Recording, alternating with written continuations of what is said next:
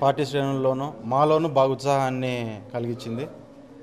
ఇది చూసిన తర్వాత ఖచ్చితంగా ఉత్సాహం అనేది ఖచ్చితంగా మేము వెనకలికి వెళ్ళి కాన్స్టిట్యున్సీలోకి వెళ్ళినప్పుడు ఖచ్చితంగా ఒక కొత్త ఉత్సాహంతో మేము వెనకలికి వెళ్తాం. అంటే మొత్తం ఇప్పుడు తెలుగుదేశం ఉన్న పరిస్థితిలో రాబోయే రోజుల్లో తెలుగుదేశం పార్టీ ఎలా ఉంటుంది, పూర్వ వైభవాన్ని తెచ్చుకుంటుంది? తప్పకుండా పూర్వ వైభవాన్ని తెచ్చుకుంటుంది. ఈసారి యువత కావచ్చు, బీసీలు కావచ్చు, మొత్తం ప్రతి వర్గాలు తెలుగుదేశానికి సపోర్ట్గానే ఉన్నాయి.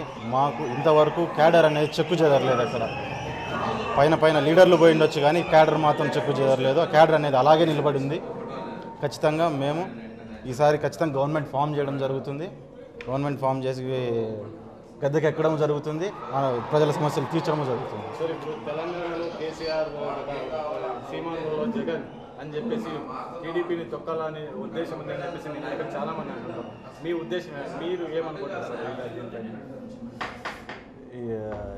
ఈ తెలుగుదేశం పార్టీ అనేది ప్రజలతో ఏర్పడిన పార్టీ.